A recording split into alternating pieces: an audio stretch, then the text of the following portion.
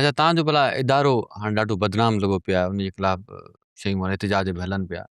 अदा ॻाल्हि इहा आहे न, जेको माना चवंदा आहिनि त शरीफ़ उहो आहे जेको पकड़बो न आहे। सिर्फ़ु उहो शरीफ़ आहे जेको पकड़बो न आहे। जेको पकड़िजी पियो न उहो शरीफ़ न आहे।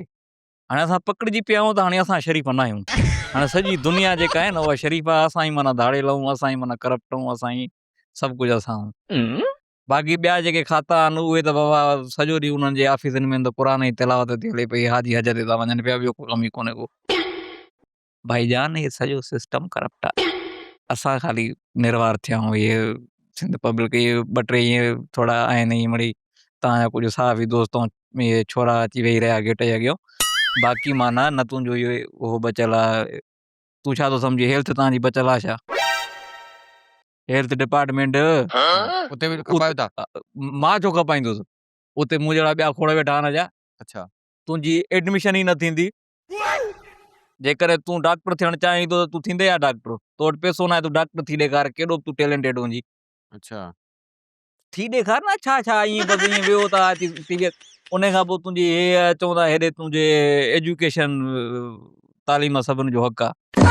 हा तालीम सभिनि जो हक़ आहे न। पढ़ंदे ड्यूटी कंहिंजो हक़ आहे? ड्यूटी पैसे वारे जो हक़ आहे। अच्छा तालीम कंहिंजो हक़ आहे न आहे उहो त बाद जी ॻाल्हि आहे न। बाबा ड्यूटी कंहिंजो हक़ आहे।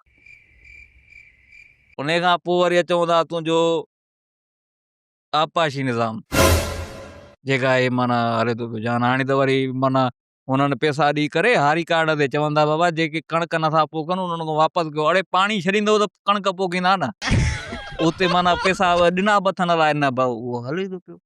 न तुंहिंजो जेल बचियलु आहे, न तुंहिंजो आपाश बचियलु आहे, न तुंहिंजो जंगलात खातो। जंगल में मंगल लॻो पियो तोखे ख़बर आहे?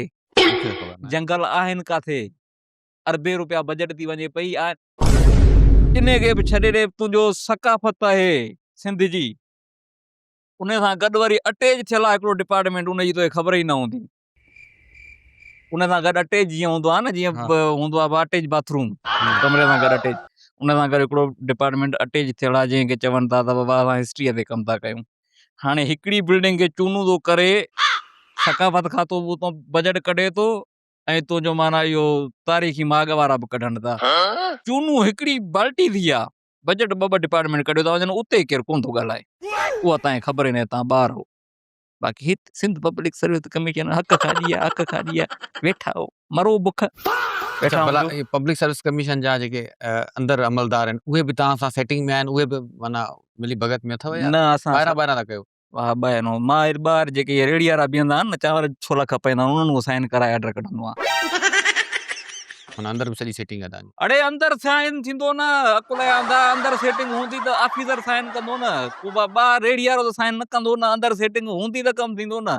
भला आख़िर में नौजवाननि लाइ पैगाम जेके एहतिजाज कनि था पिया नौकरियुनि जे लाइ, सिंध पब्लिक सर्विस कमीशन जे ख़िलाफ़, नतीजनि जे ख़िलाफ़, उन्हनि जे लाइ को पैगाम? उन्हनि जे लाइ पैगाम असांजा वॾा ॾेई ॾेई थकिजी पिया बाबा, वञी छोला खपायो, तव्हांजो कमु ई न आहे ग़रीब जा ॿार। पोइ बि वेठा न चवंदा असां कोर्ट में वठी ॾेखारनि। वधि में वधि चेयरमैन वेंदो, वरी ॿियो वेंदो, उन खां वठी ॾेखारनि मोकल अथनि। ठीकु आहे। कमु असां कंदा आहियूं, हे ईंदा वेंदा आहिनि मथी सीटनि वारा। सम्झंदा कयो थोरो हिसाब माना किताब। सिलसिलो साॻियो ई रहंदो, भली मथियां केर बि अचे? कुझु बि न थींदो। हिन मुल्क में त रही थो न। हा जेसिताईं हिते आई ईअं ई हलंदई कमु। अच्छा हा।